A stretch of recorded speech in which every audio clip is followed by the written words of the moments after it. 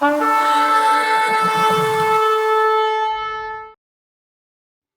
Lord. ಕರ್ತನಾಮಕ್ಕೆ ಸ್ತೋತ್ರವಾಗಲಿ. ಒಂದು ವಾಕ್ಯದೊಟ್ಟಿಗೆ ನಿಮ್ಮ ಸಮ್ಮುಖದಲ್ಲಿ ಬರಲ್ಪಟ್ಟ ಕರ್ತನ ನಾಮಕ್ಕೆ ಮಹಿಮೆ ಉಂಟಾಗಲಿ. ಈ ಒಂದು ದಿವಸ ನಾವು ಧ್ಯಾನ ಮಾಡುತ್ತಿರುವಂತಹ ಒಂದು ಸಂದೇಶ, ನಿನ್ನ ಪ್ರಾರ್ಥನೆಗಿರುವಂಥ ತಡೆಗಳು. ನಿನ್ನ ಪ್ರಾರ್ಥನೆಗೆ ಏನೆಲ್ಲ ತಡೆ ಇದೆ? ಇವತ್ತು ನಮ್ಮ ಜೀವಿತದಲ್ಲಿ ಎಷ್ಟೋ ಫಾಸ್ಟಿಗೆ ಪ್ರೇಯರ್ ಮಾಡ್ತೀವಿ, ಏನೇನೋ ಮಾಡ್ತೀವಿ, ಬಟ್ ಆದರೆ ಯಾವುದನ್ನು ಸಹ ಆನ್ಸರ್ ಆಗ್ತಾ ಇಲ್ಲ. ಇವತ್ತು ನಮ್ಮ ಪ್ರಾರ್ಥನೆಗೆ ಏನೆಲ್ಲ ತಡೆ ಇದೆ ಅದನ್ನು ನಾವು ನೋಡುವಾಗ, ಹೌದು, ಈ ಒಂದು ತಡೆಗಳನ್ನು ಯಾವಾಗ ನಾವು ತೆಗೆದಾಕ್ತೀವೋ, ಯಾವಾಗ ಇದರಿಂದ ನಾವು ಹೊರಗಡೆ ಬರ್ತೀವೋ, ಆಗಲೇ ನಿನ್ನ ಎಲ್ಲ ಪ್ರಾರ್ಥನೆಗಳಿಗೂ, ಎಲ್ಲ ನಿನ್ನ ಒಂದು ವಿಜ್ಞಾಪನೆಗಳಿಗೂ ದೇವರು ಉತ್ತರವನ್ನು ಕೊಡಲಿಕ್ಕಿದ್ದಾನೆ. ಪ್ರಿಯ ಸಹೋದರ ಸಹೋದರಿ, ಇವತ್ತು ನಿನ್ನ ಜೀವಿತದಲ್ಲಿ ನಿನ್ನನ್ನು ನೀನು ಎಷ್ಟು ಸಮರ್ಪಣೆ ಮಾಡ್ತೀಯೋ ಅದರ ಮೇಲೆ ನಿನ್ನ ಎಲ್ಲ ಬಿಡುಗಡೆಯನ್ನು ದೇವರು ಕೊಡಲಿಕ್ಕಿದ್ದಾನೆ. ಇವತ್ತು ನಾವು ವಾಕ್ಯವನ್ನು ಧ್ಯಾನ ಮಾಡೋಣ. ಮೊದಲನೇದಾಗಿ ನಮ್ಮ ಪ್ರಾರ್ಥನೆಗಿರುವಂಥ ತಡೆಗಳಲ್ಲಿ ಒಂದು ಅಪನಂಬಿಕೆ, ಎರಡನೇದು ಅವಿದ್ಯತ್ವ, ಮೂರನೆಯದು ಅರಿಕೆ ಮಾಡದ ಪಾಪ, ನಾಲ್ಕನೇದು ಇತರರೊಂದಿಗೆ ಮನಸ್ತಾಪ, ಇತರರನ್ನ ಕ್ಷಮಿಸದಲೇ ಇರುವಂಥದ್ದು, ಮತ್ತೆ ಐದನೇದು ದುರಭಿಪ್ರಾಯದಿಂದ ಬೇಡಿಕೊಳ್ಳುವಂಥದ್ದು, ಆಸೆಗಳಿಂದ ಬೇಡಿಕೊಳ್ಳುವಂಥದ್ದು ದೇವರ ಹತ್ರ, ಮತ್ತೆ ಆಲಸ್ಯವಾಗಿ ಜೀವನ ಮಾಡೋದು, ಏಳನೇದಾಗಿ ಪಶ್ಚಾತ್ತಾಪ ಇಲ್ಲದಲ್ಲಿರುವಂಥದ್ದು. ಇವೆಲ್ಲ ಕಾರ್ಯಗಳು, ಈ 7 ಸಂಗತಿಗಳು, ಇನ್ನೂ ಹಲವಾರಿದ್ದಾವೆ. ಆದರೆ ಮುಖ್ಯವಾಗಿ ಈ ಸಂಗತಿಗಳನ್ನ ನಾವು ಸರಿ ಮಾಡಿಕೊಳ್ಳೋದಾದ್ರೆ ನಮ್ಮ ಪ್ರಾರ್ಥನೆಗೆ ಅಡೆತಡೆಗಳು ಇಲ್ಲದಂತೆ ನಮ್ಮ ಜೀವಿತವನ್ನು ದೇವರು ನಡೆಸಲಿಕ್ಕಿದ್ದಾರೆ. ಇವತ್ತು ನೋಡ್ರಿ, ವಾಕ್ಯ ಯಾಕೋಬ 1ನೇ ಅಧ್ಯಾಯ 6ನೇ ವಚನದಲ್ಲಿ ಒಂದು ವಾಕ್ಯ ಹೇಳುತ್ತದೆ. ಇವತ್ತು ನಮ್ಮ ಪ್ರಾರ್ಥನೆಗಿರುವಂತಹ ತಡೆಯ ಮೊದಲನೆಯ ಒಂದು ವಾಕ್ಯ, ಸ್ವಲ್ಪವೂ ಸಂದೇಹ ಪಡದೆ ನಂಬಿಕೆ ಇಟ್ಟು ಕೇಳಿಕೊಡಬೇಕು. ಸಂದೇಹ ಪಡುವನು ಗಾಳಿಯಿಂದ ಬಡಿಯಲ್ಪಟ್ಟ ಸಮುದ್ರದ ತೆರೆಗಳಂತೆ ಅಲೆಯುತ್ತಿರುವನು. ಇವತ್ತು ನಿನ್ನ ಜೀವಿತದಲ್ಲಿ ಮುಖ್ಯವಾಗಿ ನಿನ್ನ ಪ್ರಾರ್ಥನೆಗೆ ತಡೆ ಇರುವಂಥದ್ದು ಏನಂದ್ರೆ ಅಪನಂಬಿಕೆ. ಇವತ್ತು ನಿನ್ನ ಜೀವಿತದಲ್ಲಿ ಈಗ ನೀವು ಪ್ರಾರ್ಥನೆ ಮಾಡ್ತೀಯ, ಆದರೆ ಈ ಪ್ರಾರ್ಥನೆ ಮಾಡಿ, ದೇವರೇ ಎಲ್ಲ ನಿನಗೆ ಒಪ್ಪಿಸ್ತಾ ಇದ್ದೀನಿ, ದೇವರೇ ಎಲ್ಲ ವಿಜ್ಞಾಪನೆ ನಿನಗೆ ಹಸ್ತಕ್ಕೆ ಒಪ್ಪಿಸ್ತಾ ಇದ್ದೇವೆ, ಆದರೂ ಸಹ ಪ್ರಾರ್ಥನೆ ಮಾಡಿದ ನಂತರ ಪುನಃ ಅದ್ರ ಕುರಿತಾಗಿ ನಾವು ಚಿಂತನೆ ಮಾಡ್ತೀವಿ. ನಾವು ವಾಕ್ಯ ಹೇಳ್ತದೆ, ನೀನು ಸಂದೇಹ ಪಡಬಾರ್ದಂತೆ, ಅದನ್ನು ನೀನು ಹೊಂದಿಕೊಂಡಿದೆ ಎಂಬುದಾಗಿ ನಿನ್ನ ಒಳಗಡೆ ಅದು ಸಂಪೂರ್ಣವಾಗಿ ಒಂದು ನಂಬಿಕೆ ಬರಬೇಕು. ಅನ್ನಳ ಪ್ರಾರ್ಥನೆಯನ್ನು ನೋಡ್ರಿ, ಅನ್ನಳ ಪ್ರಾರ್ಥನೆ ಮಾಡಿದ ತಕ್ಷಣವೇ, ಆ ಒಂದು ವಿಜ್ಞಾಪನೆ ಮಾಡಿದ ನಂತರ ಆಕೆಯ ಒಳಗಡೆ ಮತ್ತೆ ಆ ದುಃಖ ಬರಲಿಲ್ಲ. ಆಕೆ ಒಳಗಡೆ ದೃಢವಾದ ನಂಬಿಕೆ ಬಂತು. ಇವತ್ತು ನಿನ್ನ ಜೀವಿತದಲ್ಲಿ ಯಾವಾಗ ಅಪನಂಬಿಕೆ ಅನ್ನುವುದು ತೆಗೆಯಲ್ಪಡ್ತದೋ, ಯಾವಾಗ ಅಪನಂಬಿಕೆ ಅನ್ನುವಂಥದ್ದು ನಿನ್ನ ಜೀವಿತದಿಂದ ಬೇರೆ ಸಹಿತವಾಗಿ ಕಿತ್ತಾಕಲ್ಪಡ್ತದೋ, ನಿನ್ನ ಜೀವಿತದಲ್ಲಿ ಆ ಕ್ಷಣದಲ್ಲಿ ನಿನ್ನ ಪರಿಪೂರ್ಣವಾದಂತಹ ಪ್ರಾರ್ಥನೆಗಿರುವ ಅಡೆತಡೆಗಳನ್ನು ದೇವರು ಹೊರದಾಗ್ತವೆ.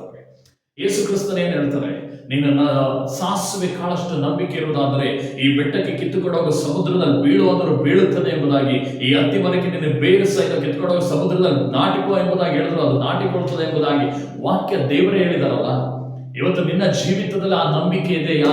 ನಿನ್ನ ಜೀವಿತದಲ್ಲಿ ಆ ನಂಬಿಕೆಯಿಂದ ನೀನು ನಡೀತಿದೆಯಾ? ನಿನ್ನ ಜೀವಿತದಲ್ಲಿ ಆ ನಂಬಿಕೆ ಮೂಲಕವಾಗಿ ನೀನು ಪ್ರಾರ್ಥನೆ ಮಾಡುತ್ತಿದ್ದೀಯಾ? ಹಲ್ಲೆಲೂಯಾ. ನೀನು ಯಾವಾಗ ಅಪನಂಬಿಕೆ ನಿನ್ನ ಜೀವಿತದಲ್ಲಿ ಎಂಟ್ರಿ ಕೊಡ್ತದೋ, ನಿನ್ನ ಜೀವಿತವನ್ನ ಅದು ಬಾಧಿಸಲಿಕ್ಕೆ ಪ್ರಾರಂಭ ಮಾಡ್ತದೆ. ಇವತ್ತು ವಾಕ್ಯ ಹೇಳ್ತದೆ, ಸಂದೇಹ ಪಡುವವನು ಗಾಳಿ ಬಡಿಕೊಂಡು ಹೋಗುವಂತ ಒಂದು ಸಮುದ್ರದ ತೆರೆಗಳಂತೆ ಇರ್ತಾನಂತೆ. ಇವತ್ತು ನಂಬಿಕೆ ಇಲ್ಲದಲ್ಲಿರೋದಕ್ಕೆ ಇನ್ನೊಂದು ಗುರುತನ್ನ ದೇವರು ತೋರಿಸ್ತಾ ಇದ್ದಾರೆ. ಅವನು ಒಂದು ಸ್ಥಿರವಾದ ಮೈಂಡ್ ಅಲ್ಲಿ ಇರೋದಿಲ್ಲ. ಅವ್ರ ಮಾತು ಕೇಳ್ತಾನೆ, ಇವ್ರ ಮಾತು ಕೇಳ್ತಾನೆ, ಇನ್ನೊಬ್ಬರ ಮಾತು ಕೇಳ್ತಾನೆ. ಚಂಚಲತೆ ಇರ್ತದೆ, ಸರಿಯಾದಂತ ಒಂದು ನಿರ್ಧಾರ ಇರೋದಿಲ್ಲ. ದೇವರು ಏನ್ ಹೇಳ್ತಾರೆ ಅದೇ ಆ ನಿರ್ಧಾರಕ್ಕೆ ಒಳಪಡೋದಿಲ್ಲ. ಪ್ರಿಯ ಸಹೋದರ ಸಹೋದರಿ, ಇವತ್ತು ನೀನ್ ಯಾವಾಗ ಸ್ಥಿರವಾಗಿ ದೇವರಲ್ಲಿ ಒಂದು ನಂಬಿಕೆ ಇರ್ತದೋ, ಆ ನಂಬಿಕೆ ನಿನ್ನ ಎಲ್ಲಾ ಸಮಸ್ಯೆಗಳನ್ನ ದೇವರು ಬಿಡುಗಡೆ ಮಾಡ್ತಾನೆ. ದೇವರು ಕೇಳ್ತಾರೆ, ಒಬ್ಬ ರೋಗಿನ ವಾಸಿ ಮಾಡಲಿಕ್ಕೆ ನಾನು ನಿನ್ನನ್ನ ಗುಣಪಡಿಸ್ತೇನೆ ಎಂಬುದಾಗಿ ನಂಬಿಕೆ ಇಡುತ್ತೀಯಾ ಎಂಬುದಾಗಿ. ಇವತ್ತು ದೇವರು ನಿನ್ನ ಹತ್ರ ಒಂದು ಕೇಳುವಂಥದ್ದು ಏನಂದ್ರೆ, ನಿನಗೇನೇ ಒಂದು ಬಿಡುಗಡೆ ಆಗ್ಬೇಕಾ, ನಿನಗೆ ಸೌಖ್ಯ ಆಗ್ಬೇಕಾ, ಇಲ್ಲ ಏನೇ ಆಗ್ಬೇಕಾದ್ರೂ ಕರ್ತನ ಆತ್ಮ ಹೇಳ್ತಾ ಇದ್ದಾನೆ, ನಿನ್ನ ಒಳಗಡೆ ಪರಿಪೂರ್ಣವಾದ ನಂಬಿಕೆ ಬರಬೇಕು. ನಿನ್ನ ನಂಬಿಕೆಯಲ್ಲಿ ಸಂದೇಹ ಇರಬಾರದು. ನಿನ್ನ ನಂಬಿಕೆಯಲ್ಲಿ ಪರಿಪೂರ್ಣವಾದಂತಹ ಒಂದು ಬಿಡುಗಡೆ ಇರಬೇಕು. ನಿನ್ನ ಜೀವಿತದಲ್ಲಿ ಬಿಡುಗಡೆ ಇರಬೇಕು. ನಿನ್ನ ಜೀವಿತದಲ್ಲಿ ಒಂದು ನಂಬಿಕೆ ಇರಬೇಕು. ಇವತ್ತು ದೇವರು ಹೇಳ್ತಾ ಇದ್ದಾನೆ, ನಿನ್ನ ಪ್ರಾರ್ಥನೆಗೆ ಇರುವಂತಹ ತಡೆ ಮೊದಲನೇದು ಅಪನಂಬಿಕೆ. ನೋಡ್ರಿ, ಎರಡನೆಯದು ಬಂದು ಆ ಅವಿದ್ಯತ್ವ ನಮ್ಮ ಜೀವಿತದಲ್ಲಿ. ನೋಡ್ರಿ, ವಾಕ್ಯವನ್ನು ತೆಗೆದುವುದನ್ನ ಜ್ಞಾನೋಕ್ತಿ 28:9 ವಚನ ನೋಡ್ರಿ. ವಾಕ್ಯ ಗಮನ ಇಟ್ಟು ಕೇಳ್ರಿ. ಧರ್ಮೋಪದೇಶಕ್ಕೆ ಕಿವಿಗೊಡದವನು, ಅಂದರೆ ದೇವರ ವಾಕ್ಯಕ್ಕೆ ಕಿವಿಗೊಡದವನು ಮಾಡುವಂತ ಪ್ರಾರ್ಥನೆ ಅಸಹ್ಯ. ಓ ಮೈ ಗಾಡ್, ಇದು ಒಂದು ಬಹಳ ಒಂದು ಹೃದಯವನ್ನ ಅಲಗಾಡಿಸುವಂತ ಮಾತು.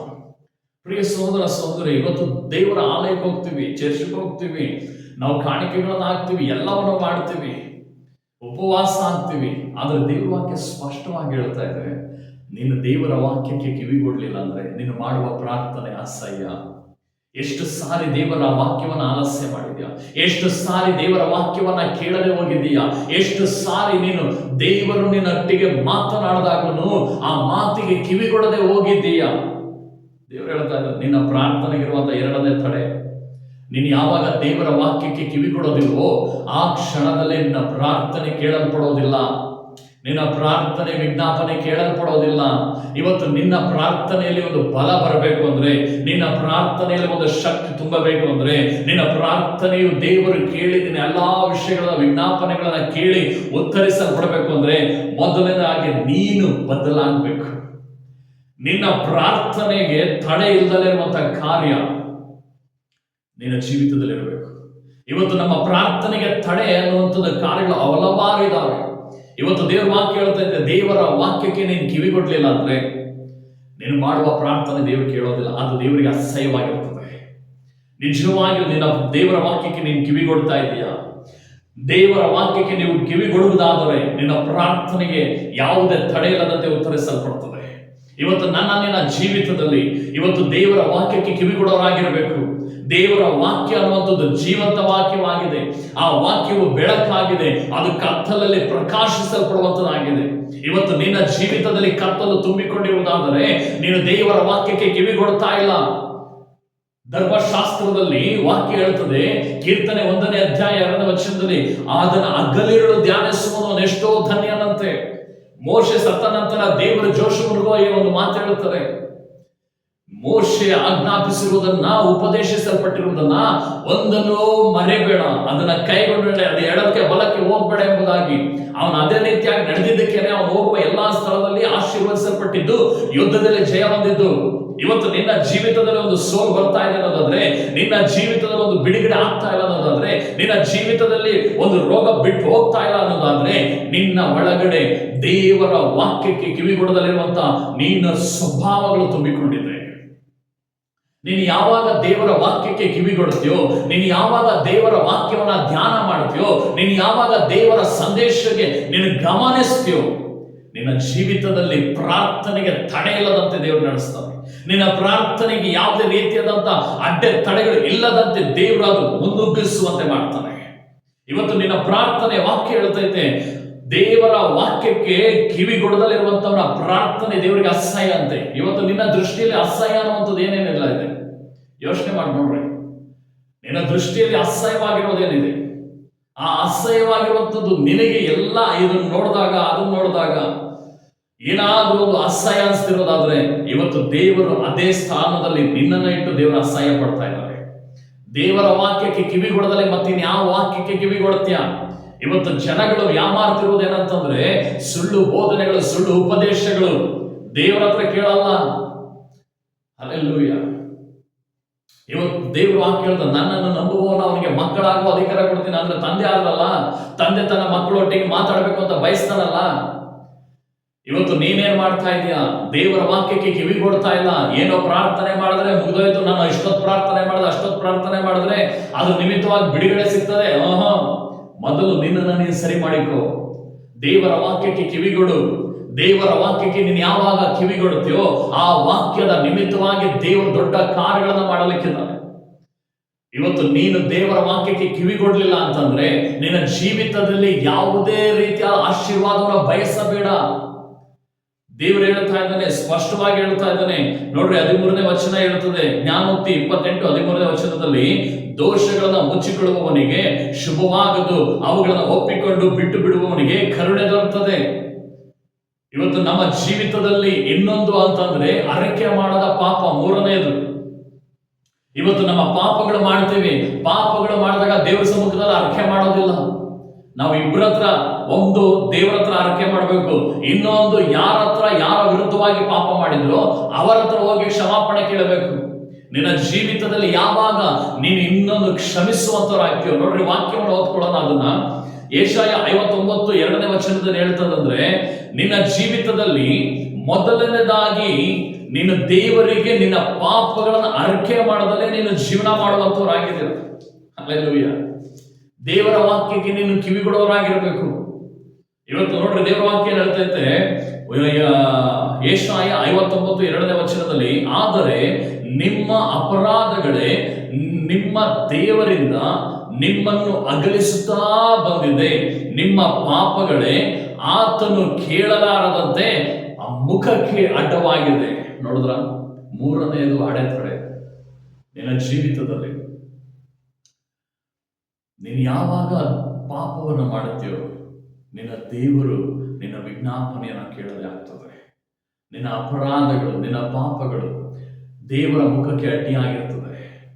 ಇವತ್ತು ನಿನ್ನ ಜೀವಿತದಲ್ಲಿ ದೇವರಿಗೆ ಏನೆಲ್ಲ ಅಡ್ಡಿಯಾಗಿದೆ, ಯಾವ ಪಾಪಗಳು ಅಡ್ಡಿಯಾಗಿದೆ, ಸುಳ್ಳು, ಮೋಸ, ವಂಚನೆಗಳು, ಆಲಸ್ಯತನಗಳು, ಕಪಟತನಗಳು, ದೇವರು ಕೊಟ್ಟ ಕೆಲಸದಲ್ಲಿ ನಂಬಿಗಸ್ತಿಕೆ ಇಲ್ಲದಲ್ಲಿರುವಂತಹ ಅಪನಂಬಿಗಸ್ತರುಗಳು, ಇವತ್ತು ಇವೆಲ್ಲ ಪಾಪಗಳು ತುಂಬಿಕೊಂಡಿದೆಯಲ್ಲ. ವ್ಯಭಿಚಾರದ ಆಲೋಚನೆಗಳು, ಮೊಬೈಲ್ಸ್ಗಳಲ್ಲಿ ಹೆಚ್ಚಾದ ಸಮಯಗಳನ್ನು ಕೊಡುವಂಥದ್ದು, ಮೊಬೈಲ್ಗಳಲ್ಲಿ ಕೆಟ್ಟ ವಿಡಿಯೋಗಳನ್ನು ನೋಡುವಂಥದ್ದು.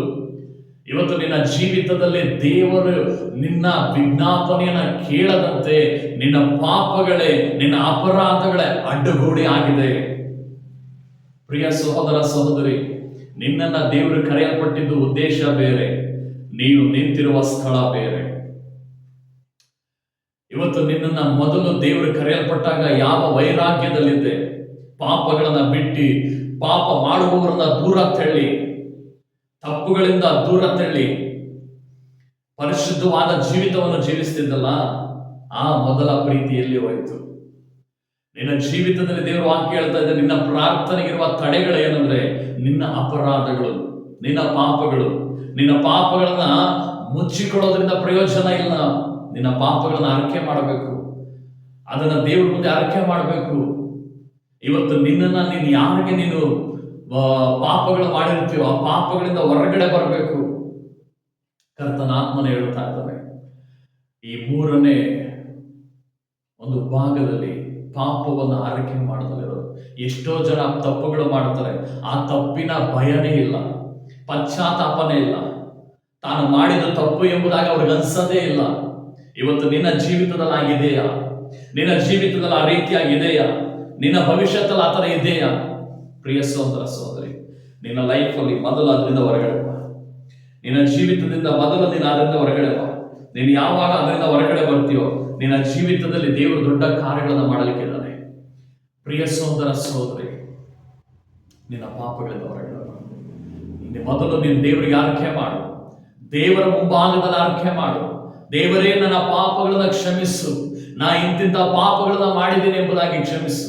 ದೇವರೇ, ನನ್ನನ್ನು ಕ್ಷಮಿಸು ಎಂಬುದಾಗಿ ನೀನು ದೇವರ ಸಮ್ಮುಖದಲ್ಲಿ ಕೇಳುವಾಗ, ಇವತ್ತು ಉತ್ತರದಿಂದ ದಕ್ಷಿಣ ಎಷ್ಟು ದೂರವೋ, ಪೂರ್ವದಿಂದ ಪಶ್ಚಿಮ ಎಷ್ಟು ದೂರವೋ, ನಿನ್ನ ಪಾಪಗಳನ್ನು ನಿನ್ನಿಂದ ದೂರ ಮಾಡ್ಬೋತಾನೆ. ಆಗ ನಿನ್ನ ಪ್ರಾರ್ಥನೆಗೆ ಅಡೆತಡೆ ಇಲ್ಲದಂತೆ ನೀನು ಮಾಡಲಿಕ್ಕೆ ಸಹಾಯ ಆಗ್ತದೆ. ನಾಲ್ಕನೆಯದು, ಮುಖ್ಯವಾಗಿ ಇತರರನ್ನು ಮನಸ್ತಾಪ, ಕ್ಷಮಿಸ್ತಲೇ ಇರುವಂಥದ್ದು. ನೋಡ್ರಿ, ವಾಕ್ಯವನ್ನು ತೆಗೆದುಕೋದೋಣ. ಕುಲಸ್ಯದವರಿಗೆ ಒಂದು ವಾಕ್ಯ ಹೇಳುತ್ತದೆ, ಮತ್ತೊಬ್ಬನ ಮೇಲೆ ತಪ್ಪು ಹೊರಿಸುವುದಕ್ಕೆ ಕಾರಣವಿದ್ದರೂ ತಪ್ಪು ಹೊರಿಸದೆ ಒಬ್ಬರಿಗೊಬ್ಬರು ಸಹಿಸಿಕೊಂಡು ಕ್ಷಮಿಸಿರಿ. ಕರ್ತನು ನಿಮ್ಮನ್ನು ಕ್ಷಮಿಸಿದಂತೆ ನೀವು ಕ್ಷಮಿಸಿರಿ. ನೋಡಿದ್ರ, ದೇವರೇ ಹೇಳ್ತಾ ಇದ್ದಾರೆ, ವಾಕ್ಯಕ್ಕೆ ಕಿವಿ ಕೊಡಬೇಕು ಎಂಬುದಾಗಿ ದೇವರು ಹೇಳಿದನಲ್ಲ. ಇವತ್ತು ವಾಕ್ಯನೇ ಹೇಳ್ತಾ ಇದೆ, ನೀನು ಕ್ಷಮಿಸಬೇಕು.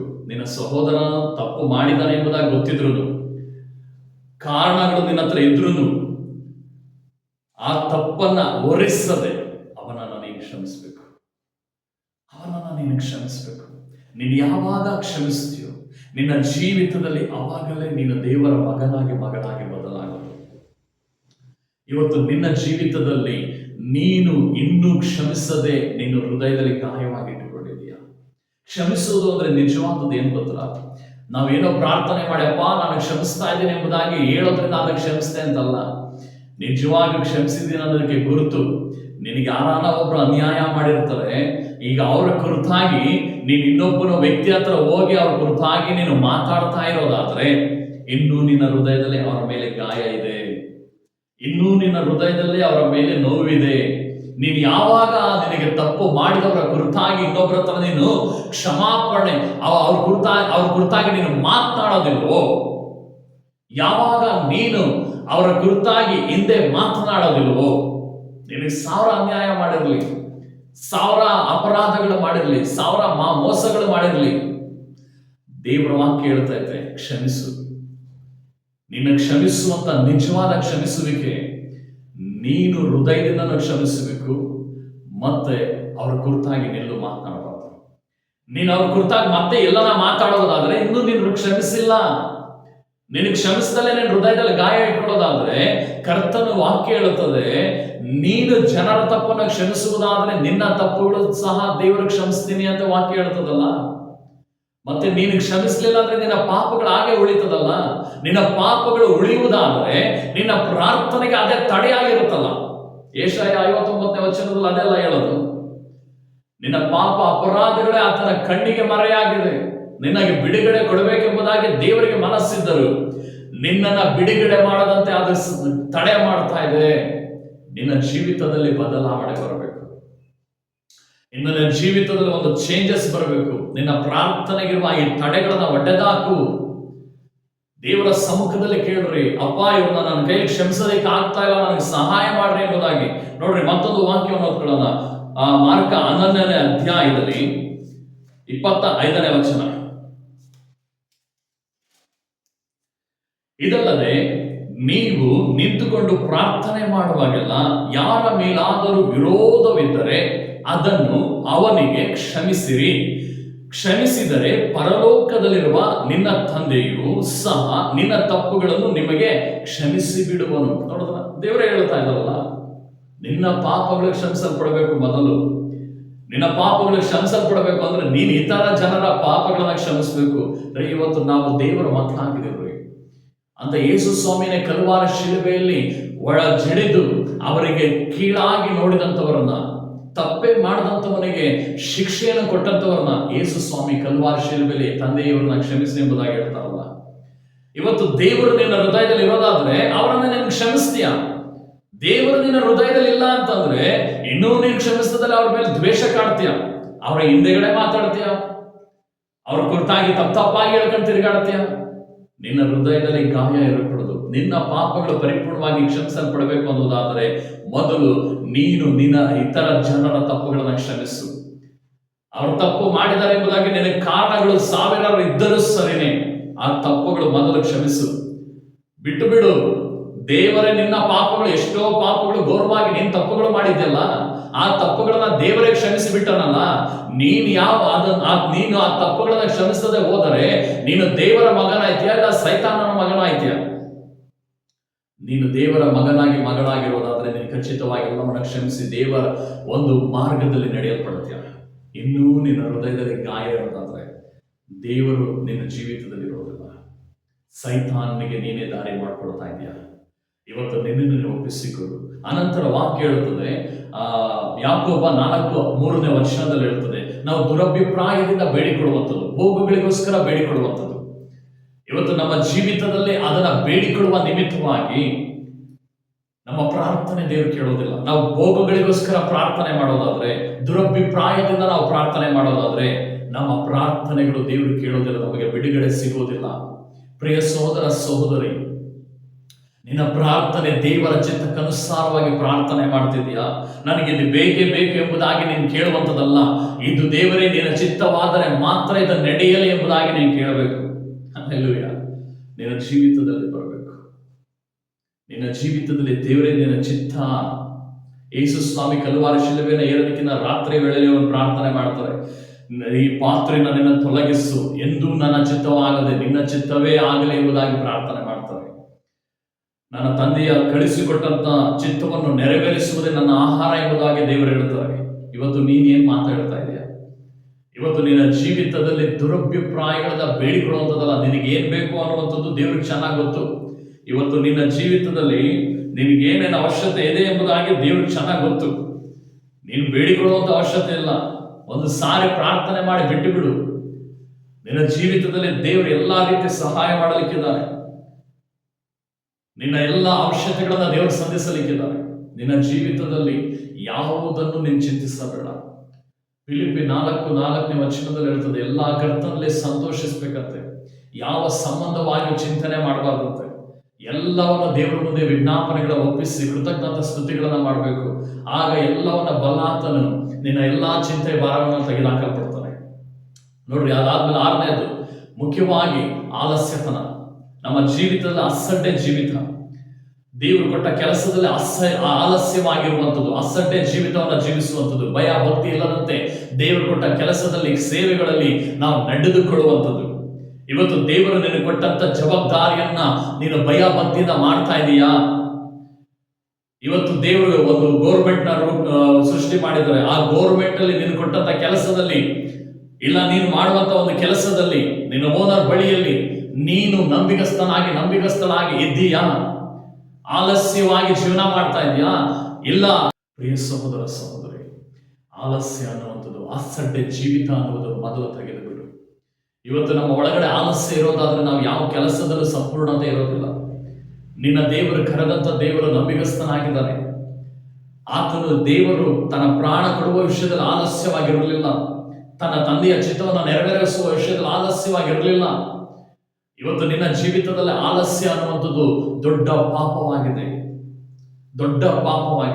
ನೀನು ಯಾವಾಗ ಆಲಸ್ಯವಾಗಿ ನಿನ್ನ ಜೀವನ ಮಾಡ್ತೀಯೋ ನಿನ್ನ ಪ್ರಾರ್ಥನೆ ತಡೆಯಾಗಿ ನಿಲ್ಲಲ್ಪಡ್ತದೆ.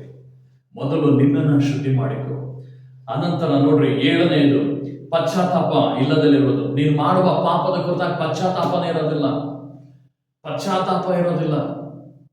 ಇವತ್ತೊಂದು ತಪ್ಪು ಮಾಡ್ತೀರಾ, ಒಂದು ಸುಳ್ಳು ಹೇಳ್ತೀರಾ, ಇಲ್ಲ ಏನೋ ಒಂದು ಬೈತೀರಾ, ಏನೋ ಒಂದು ಕೆಟ್ಟ ಮಾತು ಬರ್ತದೆ, ಅದರ ಕುರಿತಾಗಿ ಪಶ್ಚಾತ್ತಾಪ ಇಲ್ಲದಂತ ಜೀವಿತ. ನಿನ್ನ ಪ್ರಾರ್ಥನೆ ಹೆಂಗೆ ದೇವರು ಕೇಳಲ್ಪಡ್ತಾನೆ? ನಿನ್ನ ವಿಜ್ಞಾಪನೆ ಯಾವ ರೀತಿ ಕೇಳಲ್ಪಡ್ತದೆ?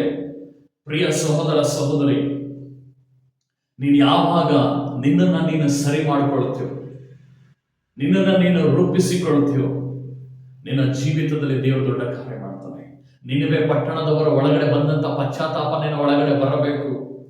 ದೇವರು ಮಾಡಬೇಕಾದಂತ ಕೇಡನ್ನ ಮಾಡದೆ ದೇವರು ಕ್ಷಮಿಸಿ ಬಿಡ್ತಾರೆ. ಅದಕ್ಕೆ ಕಾರಣ ಏನು?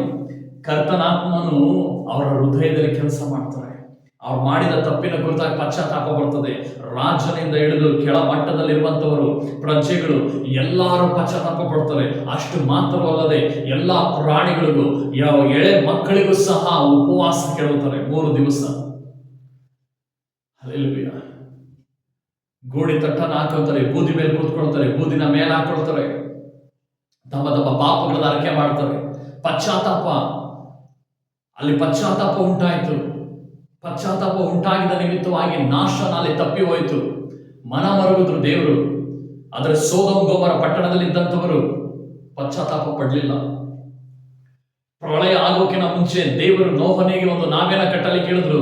ಆದ್ರೆ ದೇವರು ವಾಕ್ಯ ಹೇಳುತ್ತದೆ, ನಾವೇನ ಕಟ್ಟುವಂತ ಸಂದರ್ಭದಲ್ಲಿ ದೇವರು ದೀರ್ಘ ಶಾಂತಿಯಾಗಿರುವಂತ ಸಂದರ್ಭದಲ್ಲಿ ಆ ಜನಗೋಗಿ ಸುವಾರ್ತೆ ಸಾರದಂತೆ ಪಶ್ಚಾತ್ತಾಪ ಬರಲಿಲ್ಲ. ನೀರು ಬಂದವ್ರನ್ನೆಲ್ಲ ಕುಚ್ಚಿಕೊಂಡು ಹೋಯ್ತು, ಎಲ್ಲರೂ ಸತ್ತಿ ಹೋದ್ರು. 8 ಜನರು ನಾವೆಲ್ಲಿ ಯಾರಿದ್ರು ಮಾತ್ರ ಅವ್ರು ಮಾತ್ರ ಉಳಿದುಕೊಂಡ್ರು. ಪ್ರಿಯ ಸಹೋದರ ಸಹೋದರಿ, ದೇವರ ಹೃದಯವನ್ನು ಕರಗಿಸುವಂತ ಒಂದೇ ಒಂದು ಮೂಲ ಆದಂತ ಸ್ವಭಾವ ಏನಂದ್ರೆ ಪಶ್ಚಾತ್ತಾಪ. ದಾವಿದನು ಮಾಡಿದಂತ ಒಂದು ಕೆಟ್ಟ ಪಾಪ, ಒಂದು ಹೆಂಗಸಿನ ಜೊತೆ ತಪ್ಪಾದ ಕೆಲಸ ಮಾಡ್ತಾನೆ.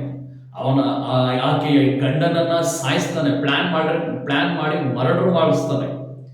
ಅದಾದ್ರೆ ಇಲ್ಲಿ ಸೌಲನು ಅವಿದ್ಯನಾಗಿ ನಡೀತಾನೆ.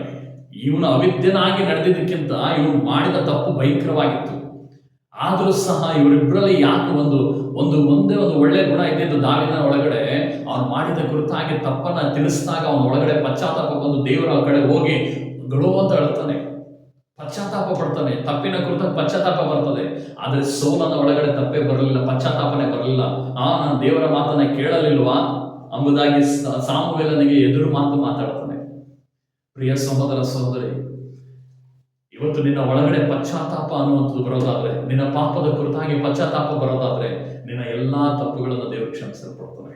ನೀನಿರುವಂತ ಸ್ಥಾನಮಾನದಿಂದ ದೇವರು ಎಂದಿಗೂ ನಿನ್ನನ್ನು ಕಿತ್ತಾಕುವುದಿಲ್ಲ. ನೀನು ಆಶೀರ್ವಿಸಲ್ಪಡುವಂತವರಾಗ್ತೀಯ. ನಿನ್ನ ಪ್ರಾರ್ಥನೆಗೆ ತಡೆ ಇಲ್ಲದಂತೆ ದೇವರು ಕಾಪಾಡುವಂತವರಾಗಿದ್ದಾರೆ.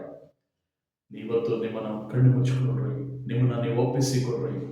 ದೇವರೇ, ನಾನು ಈ ತಪ್ಪುಗಳಿಂದ ನಾನು ಹೊರಗಡೆ ಬರ್ತೀನಿ, ನನ್ನನ್ನು ನಾನು ಬದಲಾಯಿಸಿಕೊಡ್ತೀನಿ, ನನಗೆ ನೀನು ಸಹಾಯ ಮಾಡ್ರಿ ಎಂಬುದಾಗಿ ಹೇಳ್ರಿ. ಖಚಿತವಾಗಿ ದೇವರು ಸಹಾಯ ಮಾಡ್ತಾರೆ. ಕಡೆಗಳನ್ನು ಚೆನ್ನಾಗಿ ಪರಲೋಕದಲ್ಲಿರುವ ನಮ್ಮ ತಂದೆಯಾದ ದೇವರೇ, ಯೇಸು ಕ್ರಿಸ್ತನ ನಾಮದಲ್ಲಿ ದೇವರೇ, ಈ 7 ವಿಷಯಗಳನ್ನು ರಾಜ ಮಾತನಾಡಲಿ ಪಟ್ಟಿದ್ದಕ್ಕಾಗಿ ಸ್ತೋತ್ರ. ದೇವರೇ, ಈ ಮಾತುಗಳಲ್ಲಿ ನೀನು ಮಾತನಾಡಿದೆ, ಅದಕ್ಕಾಗಿ ಸ್ತೋತ್ರ. ಇವರ ಜೀವಿತದಲ್ಲಿ ಒಂದು ಹೊಸ ಬದಲಾವಣೆಗಳು ಉಂಟಾಗಲಿ, ಹೊಸ ಕಾರ್ಯಗಳು ಉಂಟಾಗಲಿ. ಯೇಸು ಕ್ರಿಸ್ತನ ನಾಮದಲ್ಲಿ ರಾಜನೇ, ಈ ಎಲ್ಲಾ ತಪ್ಪುಗಳಿಂದ ಹೊರಗಡೆ ಬರಲಿ. ಇವರ ಪ್ರಾರ್ಥನೆಗೆ ಇರುವಂತಹ ಈ ತಡೆಗಳೆಲ್ಲ ಯೇಸುವಿನ ನಾಮದಲ್ಲಿ ನೀಗಿ ಹೋಗಲಿ ಕರ್ತನೆ. ಯೇಸು ಕ್ರಿಸ್ತನ ನಾಮದಲ್ಲಿ ನೀಗಿ ಹೋಗಲಿ. ಯೇಸುವಿನ ನಾಮದಲ್ಲಿ ಇವರಿಗಿರುವಂತಹ ಬಾಧೆಗಳು ನೀಗಲಿ, ಹಣಕಾಸಿನ ಕೊರತೆಗಳು ನೀಗಲಿ, ಸಾಲದಿಂದ ಹೊರಗಡೆ ಬರಲಿ, ರೋಗವು ಬಿಟ್ಟು ಹೋಗಲಿ ಯೇಸುವಿನ ನಾಮದಲ್ಲಿ. Thank you Jesus Lord. ಗರ್ಭವು ತೆರೆಯಲ್ಪಡಲಿ ಯೇಸುವಿನ ನಾಮದಲ್ಲಿ. ದೇವರೇ, ಗರ್ಭವು ತೆರೆಯಲ್ಪಡಲಿ ಯೇಸುವಿನ ನಾಮದಲ್ಲಿ. ದೇವರೇ, ಎಲ್ಲ ಹಾರ್ಟ್ ಪ್ರಾಬ್ಲಮ್ಸ್ಗಳು ಕಂಪ್ಲೀಟ್ ಆಗಿ ಹೀಲ್ ಆಗಲಿ ಸ್ವಾಮಿ. ನೀನು ಗುಣಪಡಿಸು ರಾಜನೇ. ಎಲ್ಲ ಕ್ಯಾನ್ಸರ್ ಗೆಡ್ಡೆಗಳು ನೀಗಿ ಹೋಗಲಿ ಯೇಸುವಿನ ನಾಮದಲ್ಲಿ. ದೇವರೇ, ನಿನ್ನ ಸ್ವಸ್ಥತೆಯ ಶಕ್ತಿಗಳು ಬಿಡುಗಡೆ ಆಗಲಿ ಯೇಸುವಿನ ನಾಮದಲ್ಲಿ. ನಿನ್ನ ಬಲವಾದ ಕೃಪೆ ಬಿಡುಗಡೆ ಆಗಲಿ ಯೇಸುವಿನ ನಾಮದಲ್ಲಿ. ಕರ್ತನೆ, ಇನ್ನು ಮುಂದೆ ಇವರು ಮಾಡುವ ಪ್ರಾರ್ಥನೆಗಳಿಗೆ ಇನ್ನು ಯಾವುದೇ ತಡೆಗಳು ಇರಕೂಡದು ಕರ್ತನೆ. ಇವರು ಬದಲಾಯಿಸಿಕೊಂಡು ನಿನಗಾಗಿ ವೈರಾಗ್ಯವಾಗಿ ನಿಲ್ಲುವಂತೆ ನಜರೇತಿನ ಯೇಸುವಿನ ನಾಮದಲ್ಲಿ ಇವರಿಗಾಗಿ ನಾವು ಪ್ರಾರ್ಥಿಸ್ತಾ ಇದ್ದೇವೆ ದೇವರೇ.